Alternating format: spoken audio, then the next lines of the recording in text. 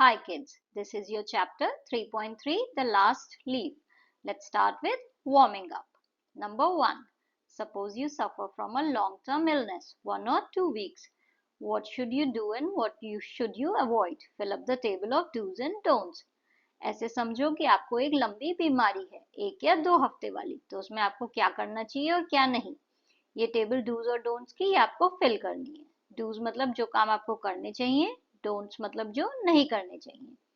Dos में क्या है? पहला, go to doctor for diagnosis, doctor के पास जाओ ताकि बीमारी पता चले। Number 2, take medicine on time, दवाई टाइम पे खाओ। Number 3, take a suitable diet, अच्छा खाना खाना चाहिए जो भी आपकी बीमारी के अकॉर्डिंग हो। नंबर 4, टेक रेस्ट, आराम करना चाहिए। Number 5, rest in a properly ventilated room, ऐसे कमरे में आराम करना चाहिए जहाँ पे अच्छे से हवा आ रही हो। Number 6, have cheerful thoughts, courage, positive attitude, आपके विचार जो है वो खुशनुमा होने चाहिए, आपके अंदर साहस होना चाहिए और आपका जो एटीट्यूड है वो पॉजिटिव, सकारात्मक होना चाहिए। डोंट्स, क्या काम नहीं करने हैं? डू नॉट सेल्फ डायग्नोस और सेल्फ मेडिकेट, कभी भी खुद का इलाज खुद से नहीं करना है कि खुद से दवाई लेना स्टार्ट कर दें। Do not avoid medication on time, दवाई कभी भी ऐसा ना हो कि टाइम पे ना खाओ, हमेशा टाइम पे लो। अवॉइड जंक फूड नहीं खाना है। Avoid physical stress and exertion, कोई भी शारीरिक मेहनत वाला काम नहीं करना है जिससे आप थक जाओ। Do not keep doors and Windows closed, अपने खिड़की दरवाजे बंद नहीं रखने हैं, उन्हें खुला रखना है ताकि हवा आती रहे दिन में। Do not lose hope and courage, उम्मीद नहीं खोनी है और साहस बनाए रखना है। You already know that homophones are pairs of words that sound the same but differ in spelling and meaning. आपको ये तो पता ही है कि homophones क्या होते हैं, राइट? हमने पिछले चैप्टर में पढ़े थे। वो शब्द होते हैं जिनका प्रोनाउंसिएशन सेम है बट उनकी स्पेलिंग और मतलब अलग अलग है, जैसे कि सम एंड सम। नाउ SUM, सम का मतलब हुआ किसी चीज का जोड़, राइट? हम अपने मैथ्स में करते हैं सम ऑफ टोटल, तो वो जो है वो किसी चीज का जोड़ है। एंड SOME, सम का मतलब हुआ कुछ, थोड़ा। ये दोनों वर्ड्स जो है ये साउंड बिल्कुल सेम कर रहा है, राइट? बट मतलब अलग अलग है, so they are homophones. There are some words that even have the same spelling and pronunciation, but have different meanings in different situations or context. Now, कुछ ऐसे भी शब्द होते हैं जिनकी स्पेलिंग भी सेम है, प्रोनाउंसिएशन भी सेम है, बट उनके मतलब अलग अलग हो जाएंगे। वो डिपेंड करेगा किस सिचुएशन में आप उस वर्ड को यूज कर रहे हो और आपके सेंटेंस का मतलब क्या है, उस पे उस वर्ड का मतलब डिपेंड करेगा। For example, bat and bat, such words are called homographs. जैसे कि बैट, बैट एक चिड़िया का नाम भी होता है, राइट? चमगादड़ जो होता है उसे बैट कहते हैं। एंड बैट जो है वो आप जो है जब बैट बॉल खेलते हो, क्रिकेट खेलते हो, तो उसमें जो बैट है उसे भी बैट कहते हैं, राइट? बल्ला, उसे बैट कहते हैं। तो इन वर्ड्स को हम क्या कहते हैं? होमोग्राफ्स, क्योंकि ये स्पेलिंग भी सेम है, सुनने में भी सेम है, बट मतलब अलग अलग है। Make pairs of sentences of your own to point out different meanings of the following homographs. हमें जो है ये जो इन्होंने होमोग्राफ्स दिए हैं इसके हमें अलग अलग सेंटेंस बना के बताना है कि कैसे इनका मतलब अलग अलग है। तो ये वाला फर्स्ट वाला फाइन जो है वो एडजेक्टिव है, इसका मतलब हुआ the weather is fine today, यानी आज जो है मौसम है वो अच्छा है। फाइन मतलब अच्छा। नाउ ये वाला फाइन जो है ये नाउन है। he had to pay a fine for breaking the law, उसे फाइन पे करना पड़ा, मतलब उसे कुछ शुल्क देना पड़ा क्योंकि उसने कोई रूल तोड़ दिया। तो ये नाउन है और ये एडजेक्टिव है और दोनों का मतलब अलग अलग है, राइट? ये वाले का मतलब है अच्छा और इसका मतलब है कोई शुल्क पे करना। Next is wave. The wave was huge, वो जो लहर थी वो बहुत बड़ी थी, तो ये वाले वेव का मतलब है लहर। नेक्स्ट इज वेव, इसका मतलब है she decided to wave goodbye, मतलब वो आपको जो है हाथ हिला के गुड बाय कह रही थी, तो वो जो हाथ हिलाने वाला मोशन होता है उसे भी वेव कहते हैं। Next one, bear. Can you bear the pain, क्या आप जो है इस दर्द को बर्दाश्त कर सकते हो? तो बेयर का मतलब हुआ बर्दाश्त करना।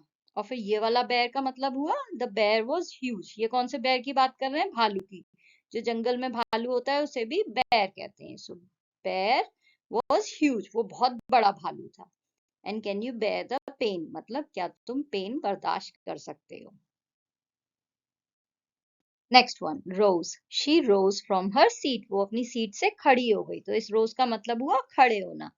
नेक्स्ट वन, रोज, इसका मतलब है गुलाब। He gave her a bouquet of roses, उसने उसे गुलाब का एक गुलदस्ता दिया। Lead, he will lead the team to victory, वो जो टीम को जो है जीत की तरफ लेके जाएगा। And this one lead, the pencil contains a small amount of lead, जो हमारी पेंसिल होती है उसमें जो बीच में काला काला होता है जिससे हम लिखते हैं वो लीड होता है। Match, he lit a match, उसने एक माचिस जलाई, माचिस की तीली को मैच कहते हैं। Match, the colour of the curtains do not match the walls, वो मैच नहीं कर रहे हैं, मतलब वो सेम नहीं है, वो जो है कहीं भी मिल नहीं रहे हैं आपस में। तो ये वाला मैच जो है ये मिलना हुआ, और ये वाला मैच जो है ये माचिस की बात हो रही है। दोनों सुनने में सेम है और दोनों की स्पेलिंग सेम है। Second, I will be there in a second, मैं वहां पे एक सेकंड में पहुंचता हूँ, राइट, मिनट में सेकंड होते हैं, ये वो सेकंड की बात हो रही है। The second, she is a professional athlete and has won many first and second place medals.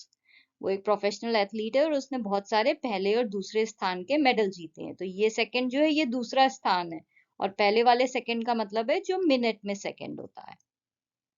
Object, the book is an interesting object to read, ये किताब जो है ये बहुत ही इंटरेस्टिंग ऑब्जेक्ट है, यानी एक वस्तु है, तो ये ऑब्जेक्ट वस्तु है। नेक्स्ट वाला ऑब्जेक्ट क्या है, I have to object to this proposal, इसमें वो आपत्ति कर रहा है, मुझे तुम्हारे इस प्रपोजल पे आपत्ति है। सो दिस ऑब्जेक्ट इज आपत्ति, और पहला वाला ऑब्जेक्ट क्या है, वस्तु। तो ये दो सारे जो वर्ड्स हैं इनके मतलब जो है वो अलग अलग है, वो आपके सेंटेंस पे डिपेंड कर रहे हैं। So these are homographs. Next, questions written on the indent of chapter, आपका जो चैप्टर है उसके हर पेज पे मार्जिन में जो है कुछ सवाल दिए हुए हैं, ये वो क्वेश्चंस हैं। First one, what dreadful illness did Johnsy suffer from, Johnsy को कौन सी भयानक बीमारी थी। जॉन्सी सफर्ड फ्रॉम निमोनिया, उसे निमोनिया था। What did the doctor tell Sue about Johnsy, doctor ने सू को क्या बताया जॉन्सी के बारे में। The doctor told Sue that Johnsy had one chance in 10 and that chance was for her to want to live, doctor ने Sue से कहा कि जॉन्सी के पास 10 में से सिर्फ एक ही चांस है, और वो एक चांस भी तब है जब उसके अंदर जीने की इच्छा हो। Describe the ivy vine outside the window, खिड़की के बाहर जो आईवी की बेल जो थी उसे डिस्क्राइब करिए। The ivy vine outside the window was old, twisted and decayed at the roots. It climbed halfway up the brick wall. वो जो आईवी की जो बेल थी विंडो के बाहर वो पुरानी थी और वो घूमी हुई थी, और वो जो है अपनी जड़ से जो है सड़ रही थी, डिकेड मतलब सड़ रही थी। It climbed half way up the brick wall, वो जो दीवार थी ईंटों की उस पे आधे रास्ते तक पहुंच चुकी थी। What false belief did Johnsy have about the ivy vine? Ivy की जो बेल थी उसके बारे में जॉन्सी को कौन सी गलत बिलीफ था, उसको कौन सी ऐसी गलत बात जो है उस पे यकीन था। Johnsy believed that she would die the day all the leaves on the vine fall. Johnsy को ये भरोसा था कि वो उस दिन मर जाएगी जिस दिन सारी पत्तियां उस बेल से गिर जाएंगी। Who was Bearman? Why did Sue call him to their flat? Bearman कौन था और उसे सू ने अपने फ्लैट पे क्यों बुलाया? Bearman was a painter who lived on ground floor. वो एक पेंटर था जो ग्राउंड फ्लोर पे रहता था। He never succeeded in art, hence served as a model to the young artist in colony. वो कभी भी जो है कोई अच्छा चित्रकार नहीं बन पाया, इसलिए जो है वो मॉडल का काम करता था। अब जो आर्टिस्ट जो उस कॉलोनी में रहते थे उनके लिए वो मॉडलिंग करता था। Sue called him to their flat to be his model for the old man he was drawing. सू ने इसलिए बुलाया था उन्हें फ्लैट में क्योंकि वो एक ड्राइंग बना रही थी एक बूढ़े इंसान की, तो उसके लिए उसे मॉडल चाहिए था, इसलिए उसने बेयरमैन को बुलाया। What did Bearman promise to do someday? बेयरमैन ने क्या वादा किया करने का? उसने बोला कि वो एक मास्टरपीस बनाएगा किसी दिन और उस जगह को छोड़ देगा। He promised to paint a masterpiece someday and leave that place. Happened that night and what did the two friends see when the window was open? उस रात क्या हुआ था और उन दो दोस्तों ने क्या देखा जब खिड़की खुली? It rained heavily and wind blew fiercely that night. उस रात जो है बहुत तेज बारिश हुई थी और हवा भी बहुत तेज चल रही थी। When the window was open, both friends saw one ivy leaf standing against the brick wall. जब खिड़की खुली तो दोनों दोस्तों ने देखा कि वो जो आईवी की पत्ती थी वो सिर्फ एक बची हुई थी। It was the last one on the vine. वो आखिरी पत्ती थी उस बेल पे। Still dark green near its stem, but with its edges tinted with yellow. वो अभी भी जो है अपनी डंडी के पास जो है डार्क ग्रीन कलर की थी, बट वो जो पत्ती थी उसके जो किनारे थे वो येलो रंग के थे। It hung bravely from a branch some 20 feet above the ground. वो जमीन से 20 फुट ऊपर जो है बहुत ही बहादुरी के साथ लटकी हुई थी पत्ती। What did Johnsy declare when she saw the last ivy leaf? Johnsy ने क्या डिक्लेयर किया जब उसने वो आखिरी पत्ती देखी? Johnsy declared that last leaf would fall today and she would die at the same time. Johnsy ने बोला कि वो पत्ती आज गिर जाएगी और वो भी उसी समय मर जाएगी। What change came over Johnsy the next day? Why? Johnsy में क्या परिवर्तन आया अगले दिन? And क्यों? Johnsy realized that it was wrong of her to wish to die. उसने realize किया कि ये गलत था उसका ये सोचना कि वो मर जाए। She was ready to take milk and broth after that and hoped to paint the Bay of Naples someday. फिर उसके बाद जो है वो दूध लेने के लिए तैयार हो गई और ब्रॉथ पीने के लिए भी तैयार हो गई और उसने बोला कि उसे उम्मीद है कि एक दिन वो जो है बे ऑफ नेपल्स का एक चित्र बनाएगी उसे पेंट करेगी। ये एक जगह का नाम है bay of Naples. What happened to Mr. Behrman? Behrman को क्या हुआ? Mr. Behrman died of pneumonia. वो निमोनिया से मर गए। Who had saved Johnson's life and how? Johnsy की जिंदगी किसने बचाई थी और कैसे? Mr. Behrman had painted the last ivy leaf on the wall after the one on wine had fallen. It was his masterpiece that gave Johnsy hope and saved her life. Mister Behrman जो थे उन्होंने वो आखिरी पत्ती जो उन दोस्तों ने देखी वो उन्होंने पेंट की थी दीवार के ऊपर जब जो है वो आखिरी पत्ती गिर गई थी। ये उनका मास्टरपीस था और इसकी वजह से जॉन्सी को जो है उम्मीद मिली और इससे उसकी जान बच गई। Next is English workshop. Read the story and choose the appropriate meanings. आपको कहानी पढ़ के जो है ये जो वर्ड्स दिए हैं इनके सही मीनिंग ढूंढने हैं। So number 1 is struggling artist. तो स्ट्रगलिंग आर्टिस्ट के लिए यहाँ पे कौन सा ऑप्शन सही है? Number 2, artist trying hard to earn a living. वो कलाकार जो बहुत मेहनत कर रहे हैं बहुत मुश्किल से अपना जीवन चला पा रहे हैं। Skeleton branches. Number 3, bare branches, यानी वो डंडियां जिसमें कुछ भी नहीं बचा है वो बिल्कुल स्केलेटन की तरह है वो बिल्कुल जो है कंकाल हो गई है उनमें कोई भी पत्ती नहीं है।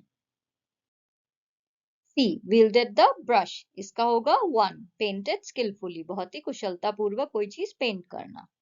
D, palette. पैलेट का है 2, a board used by artists to mix colors। Artist के पास एक बोर्ड होता है जिसमें वो कलर मिक्स करते हैं, that is palette। E, masterpiece, an exceptionally beautiful work of art। आपकी जो कला से आपने कुछ बनाया हो वो ऐसा कुछ बहुत ही नायाब चीज बहुत ही खूबसूरत चीज आपने अपनी कलाकारी से बनाई हो वो आपका मास्टरपीस है। वो पेंटिंग भी हो सकती है, कोई आपने सॉन्ग लिखा हो, कोई पोएम हो, कोई गाना हो, वो कुछ भी हो सकता है जो भी आपने अपनी कला से बनाया हो, that is your masterpiece. Make pairs of sentences to show the difference between the meanings of the following homographs from the story। Story में कुछ होमोग्राफ्स यूज हुए हैं उन्हें आपको सेंटेंस में यूज करना है उनका मतलब बताने के लिए कि उनके मतलब में क्या क्या अंतर है। सो होमोग्राफ्स हमें पता है क्या होते हैं, राइट? वो शब्द जिनके मतलब जो है वो सेंटेंस पे डिपेंड करते हैं, वो स्पेलिंग में सेम है, प्रोनाउंसिएशन में सेम है, बट मतलब जो है वो सेंटेंस पे डिपेंड कर रहा है। So first one is interest. I have an interest in painting. मुझे पेंटिंग में रुचि है। The bank pays interest on savings account. Bank saving account पे ब्याज देता है। रुचि, ब्याज। Well, she's feeling well today. उसे आज अच्छा लग रहा है। The water from the well was contaminated. कुएं का पानी जो है वो प्रदूषित था। अच्छा और कुआं। Left. Turn left at the next intersection. आगे से जाके बाएं मुड़ना है। He left his keys on the table. उसने अपनी चाबी टेबल पे छोड़ दी। तो बाएं और छोड़ देना। Just, I was just about to leave. मैं बस जाने ही वाला था। The verdict was just. जो डिसीजन था वो सही था। Just यानी सही और ये वाले just का मतलब है बस। Mind, can you keep an open mind? क्या तुम एक खुला दिमाग रख सकते हो? The conductor minds the train. Conductor जो है वो ट्रेन का ध्यान रखता है। तो ये है दिमाग और ये है ध्यान रखना किसी चीज का। फैक्ट्स अबाउट द स्टोरी, आपको स्टोरी के फैक्ट्स बताने हैं। So first one is main character. Main characters in the story are Sue, Johnsy and Behrman. ये 3 मेन कैरेक्टर्स हैं। प्रॉब्लम क्या है? Johnsy is critically ill with pneumonia and has lost her will to live. Johnsy को pneumonia है और उसके अंदर जीने की इच्छा नहीं है। She believes that when the last leaf falls from the ivy wine outside her window she will die। उसे लगता है जब वो आखिरी पत्ती गिरेगी तो वो मर जाएगी। Attempts made to solve it। उसे सॉल्व करने के लिए क्या क्या किया गया? Sue tries to help Johnsy regain her will to live by distracting her with other things. Sue जो है वो उसको अलग अलग चीजों से डिस्ट्रैक्ट करती है ताकि जो है वो दोबारा जीने के लिए तैयार हो जाए, उसके अंदर जीने की इच्छा जागे।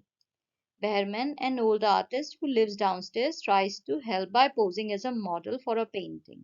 Behrman जो एक ओल्ड आर्टिस्ट है जो नीचे रहता है, वो जो है मॉडल बन के पोज करता है एक पेंटिंग के लिए, और उसे लगता है कि वो पेंटिंग जो है वो उसका मास्टरपीस होगा। क्लाइमैक्स या टर्निंग पॉइंट, इस कहानी में ऐसा कौन सा मोड़ है जिससे जो है कहानी का रुख बदल गया? The climax of the story occurs when Johnsy sees that the last leaf on the ivy vine outside her window has not fallen despite a stormy night. Climax story का तब होता है जब जॉन्सी जो है वो देखती है अपनी खिड़की के बाहर कि जो आईवी की जो बेल थी उसमें जो आखिरी पत्ती थी वो इतनी तूफानी रात के बाद भी गिरी नहीं। This gives her hope and she begins to recover. इससे उसके अंदर जो है उम्मीद जागती है और वो धीरे धीरे ठीक होने लगती है। प्रॉब्लम सॉल्व कब हुई? Johnsy recovers from her illness and regains her will to live. Johnsy जो है वो अपनी बीमारी से ठीक हो जाती है और उसे जो है दोबारा जीने की इच्छा उसके अंदर आ जाती है। End. The story ends with readers discovering that Behrman had died of pneumonia after painting the last leaf on the ivy vine outside Johnsy's window. ये स्टोरी जो है ये इस मोड़ पे एंड होती है जब हम पाठक जो है हम रीडर्स हमें पता चलता है कि बेहरमैन जो है वो निमोनिया से मर गया है, और इसलिए उसे निमोनिया हुआ क्योंकि वो जो है वो आखिरी पत्ती जो है वो पेंट कर रहा था जॉन्सी की खिड़की के बाहर। जब वो आईवी से आखिरी पत्ती गिर गई तो उसने उसे पेंट किया दीवार पे। Say whether the following statements are right or wrong. ये सही है या गलत है ये वाक्य जो है। Sue and Johnsy were very close friends. This is right. वो दोनों बहुत ही करीबी दोस्त थे। Sue was a rich girl. ये गलत है, right? Sue जो है वो अमीर नहीं थी, वो लोग गरीब कलाकार थे। Johnsy was hopeful that she will live. ये भी गलत है, जॉन्सी को बिल्कुल भी उम्मीद नहीं थी, उसने उम्मीद छोड़ दी थी जीने की।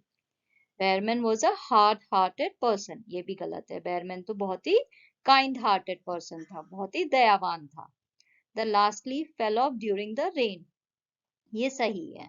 Johnsy realized that her thinking was wrong. ये भी सही है, जॉन्सी को रियलाइज हुआ कि वो जो ये जीने की उसके अंदर इच्छा नहीं थी ये गलत है। Behrman did not know anything about the last leaf on the ivy. ये wrong है, उसे पता था और तभी उसने जो है वो पेंट की थी पत्ती। Correct the following statements. ये statements को सही करना है। Sue and Johnsy were good neighbors. ये गलत है। Sue and Johnsy जो है वो अच्छे दोस्त थे। They were very good friends. Johnsy was eager to recover from her illness. ऐसा नहीं था। Johnsy had made up her mind that she was not going to recover.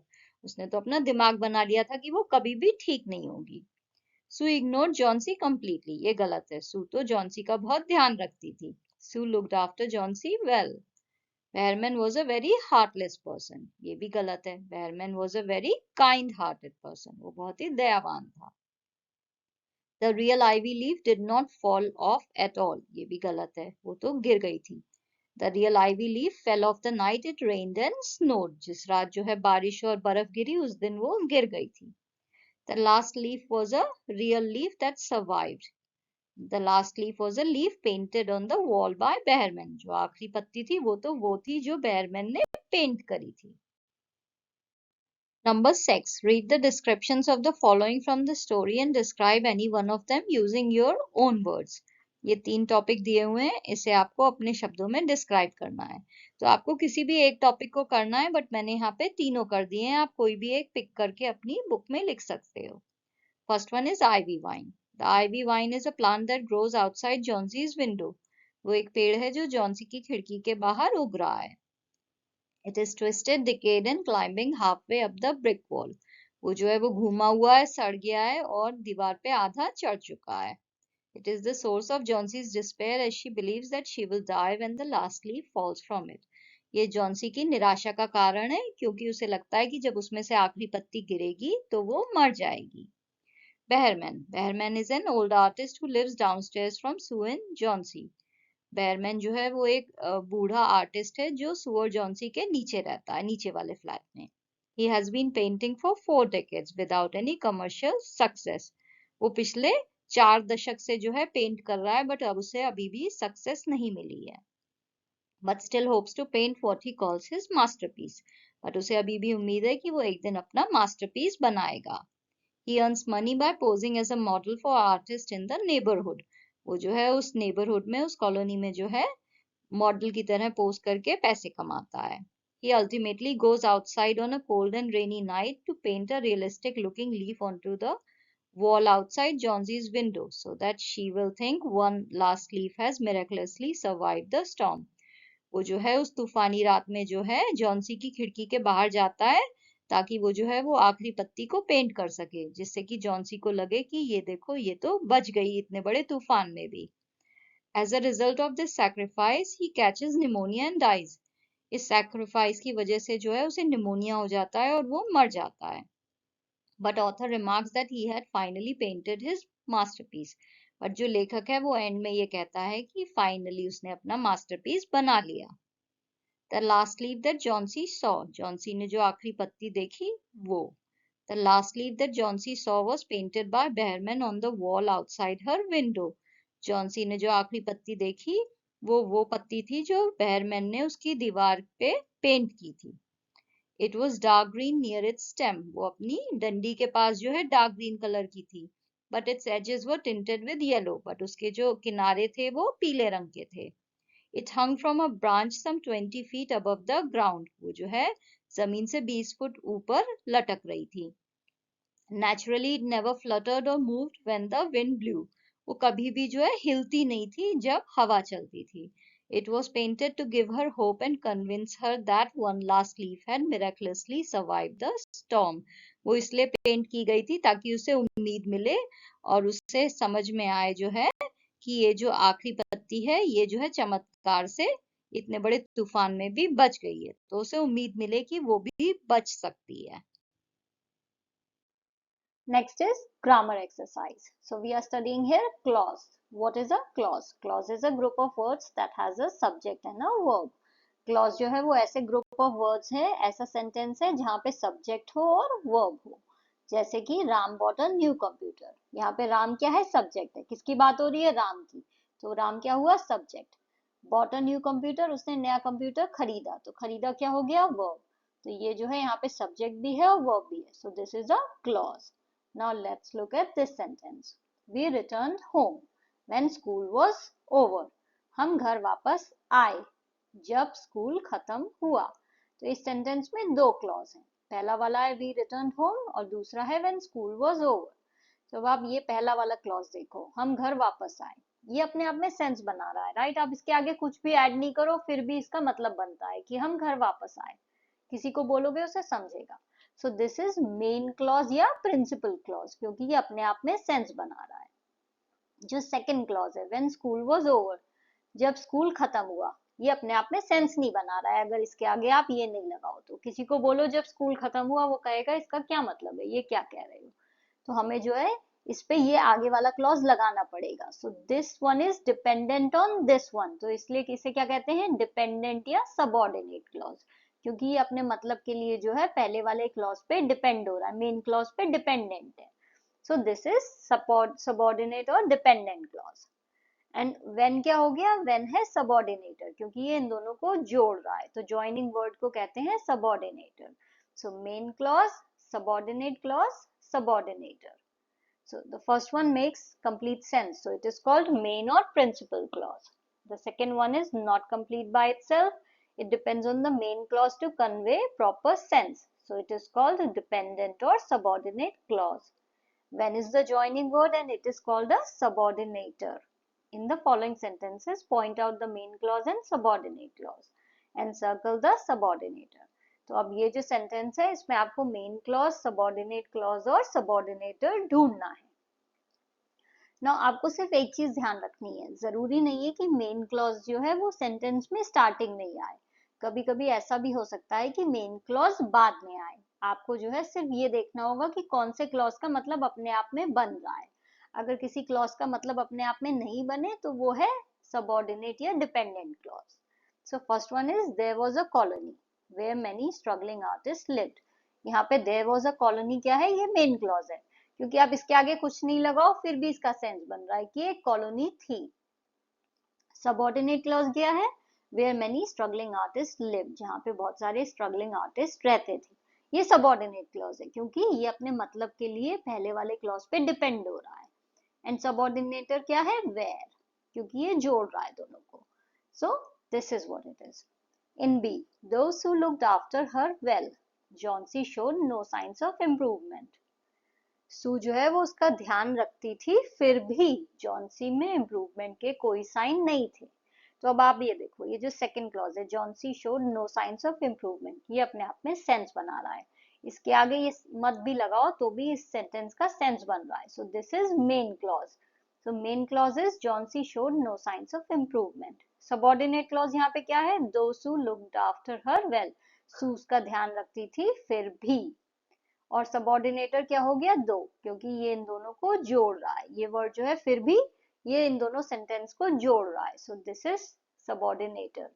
And यहाँ पे मेन क्लॉज जो है वो सेकंड आया है, वो मेन नहीं है, वो पहले नहीं आया सेंटेंस में, वो बाद में आया है, राइट? तो ऐसा हो सकता है। This is an example of that.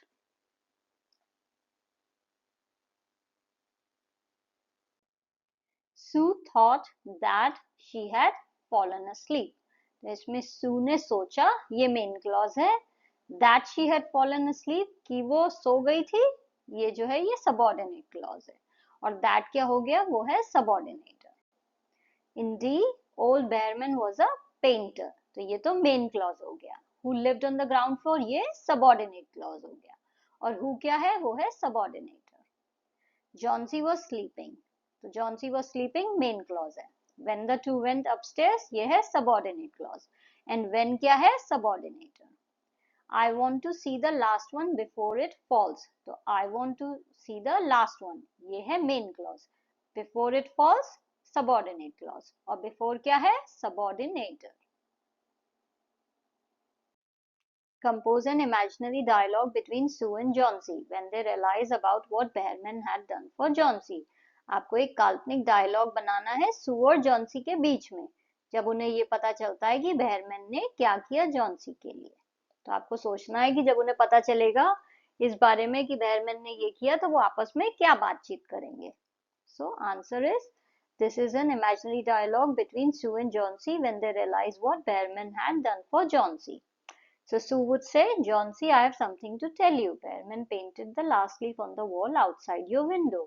Johnsy, मुझे तुम्हें कुछ बताना है। बेहरमैन ने जो है वो आखिरी पत्ती तुम्हारी खिड़की के बाहर पेंट की थी। Johnsy, what? Why would he do that? क्या वो ऐसा क्यों करेंगे? Sue, he wanted to give you hope. He knew how much you loved that wine and how much it meant to you. वो तुम्हें उम्मीद देना चाहते थे, वो जानते थे कि उस बेल का क्या मतलब है तुम्हारे लिए और वो कितना तुम्हारे लिए मायने रखती है। He wanted to show you that there was still hope even when things seemed hopeless. वो ये बताना चाह रहे थे कि तुम्हें जिंदगी में सब कुछ नाउम्मीदी से भरा लगे, बट फिर भी यहाँ पे उम्मीद है। Johnsy, but he caught pneumonia and died because of it. It's all my fault. पर उन्हें तो निमोनिया हो गया और वो मर गए, तो ये मेरी ही गलती है। Sue, no Johnsy, it's not your fault. नहीं Johnsy, ये तुम्हारी गलती नहीं है। Behrman made his own choice. He knew what he was doing and he did it anyway.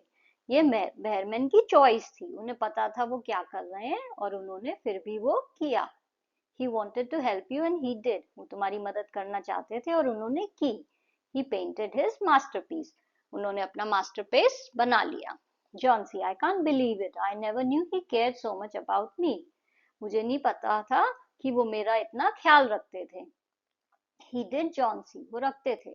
He cared about both of us, वो हम दोनों के बारे में सोचते थे।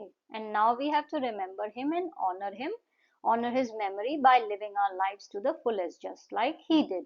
अब हमें जो है उन्हें हमेशा याद रखना है और हमें उनकी जो याद है उससे जो है इस तरह से हम उसका सत्कार करेंगे कि हम अपनी जिंदगी जो है वो बहुत अच्छे से जिएंगे जैसे कि उन्होंने जी। Johnsy, you are right Sue, we have to keep going no matter what happens. तुम सही बोल रही हो सू, हमें जो है आगे बढ़ते रहना चाहिए, कुछ भी हो जाए हमें रुकना नहीं चाहिए। We have to keep painting our own masterpieces, हम सबको अपने अपने मास्टरपीस बनाने हैं। Exactly, Johnsy. We have to keep painting our own masterpieces just like Behrman did. सही बात है जॉन्सी, हम सबको अपने अपने मास्टरपीस पेंट करने हैं जैसे बेहरमन ने अपना किया.